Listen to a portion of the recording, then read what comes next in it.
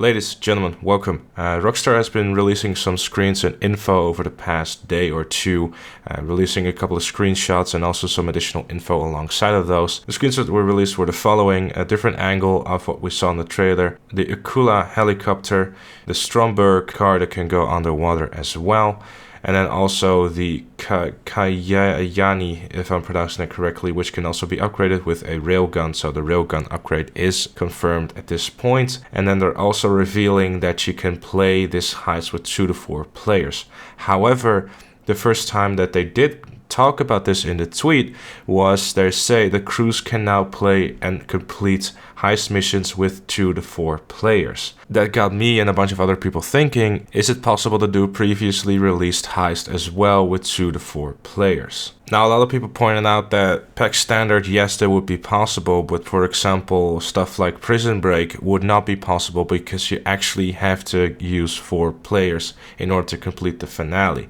The list goes on with a lot of other things as well, but I don't really think personally that they're going to completely redesign everything. So maybe there's like, hey, PAX standard, you could do that with 2 people, but that would mean 600k if you would do it on hard. So I personally think, alongside of other people as well, we're a bit on the fence about it. Personally, we're saying, okay, it's only the new heist, but there's possibilities of some heist or at least setups possible to be done with only 2 people. So it's a bit of an interesting one. Maybe they got the wording a bit awkward. Later, they released another screen saying playing completed Doomsday Heist missions with 2 to 4 players. So maybe it's only that. It's a bit confusing at the moment, so do take that statement with a grain of salt, of course. For now, only think that's going to be the new one, which is still very interesting. How is it going to affect payments? How is it going to affect the overall difficulty? I know it's 2 days until release, but this is the type of stuff I like to speculate about as well and kind of get a discussion going while we wait for the DLC. I mean, we're sitting here waiting anyway, so we might as well have a conversation about it, right? But another thing I want to touch on as well is that with that tank screenshot, they said that it can be upgraded to a railgun, which makes me to believe that research is going to make a comeback,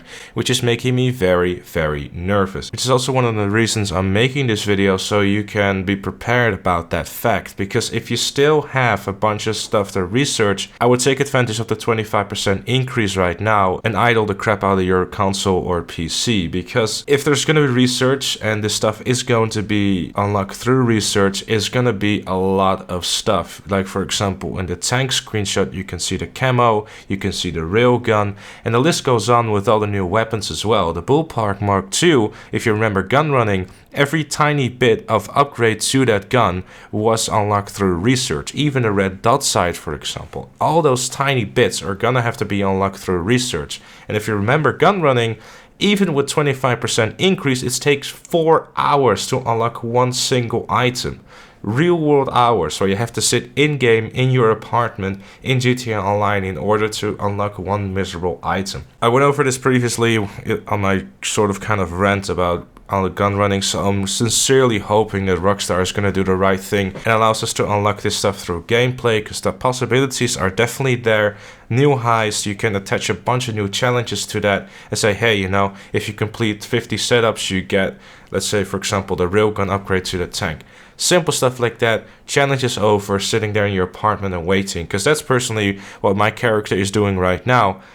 It's sitting there in my apartment because I need to unlock 7 more things. Mostly those are DLC things, but still, it's stuff that I still have to unlock, or I'm gonna have to start splashing out cash for fast track. And if you remember gun running, it took like 10 million in order to fast track everything. 225k a piece is a lot of money. But again, speculation, it's very likely that's going to be research, so do be aware of that. And it's also been confirmed just now that the Deluxo will be coming next week as well as part of the DLC, so that's not going to be drip fed, which is very nice to see. I personally think that the jetpack is going to be one of the pieces of content that's going to be drip fed, unfortunately, but at least we now know that the Akula, the Stormberg, and the tank, can't pronounce the damn name, and the Deluxo will be making an appearance in that DLC coming this Tuesday. Personally, I'm very much looking forward to it. For those who are wondering whether I'll be streaming or not as soon as the update goes live, unfortunately, I will not be. I'm not able to get the day off because it's a very busy month at work. So if I could have, I would have, but as soon as I come home, I'll launch up the stream on both YouTube and Twitch, so do be sure to check that out. And speaking of Twitch, if you're not following yet, definitely give me a follow on there. I stream quite often, so it's definitely worth a follow. I stream quite often and it's always a good time, especially with chat always roasting me, so do join that. But with all that said and done, thank you also very much for watching. Let me know all your thoughts in the comment section down below. Leave a like if you enjoyed, subscribe for more, and see you all later.